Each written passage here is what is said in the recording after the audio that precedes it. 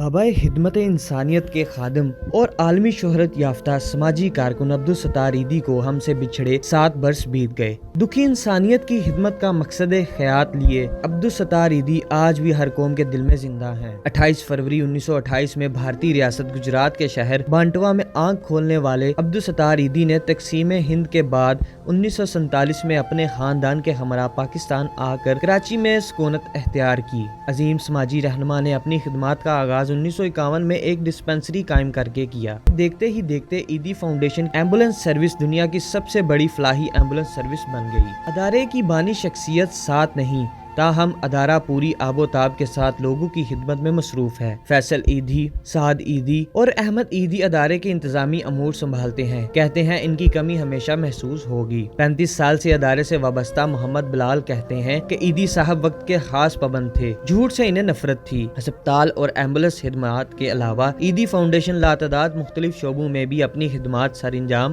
دے رہا ہے۔ حکومت پاکستان نے عبدالستار ایدھی کو نشان امتیاز سے نوازا، جبکہ پاک فوج نے انہیں شیلڈ آف آنر کا اعزاز دیا۔ 1992 میں حکومت سندھ نے انہیں social media worker of sub continent اعزاز دیا۔ عبدالستار ایدھی گردوں کے عارضے میں مبتلا تھے اور علالت کے باعث 8 جولائی 2016 کو حالق حقیقی سے جا ملے۔ ان کی خدمات کے اعتراف میں انہیں مکمل سرکاری اعزاز کے ساتھ سپر ہائی وے ایدھی ولیج میں سپرد حق کیا گیا۔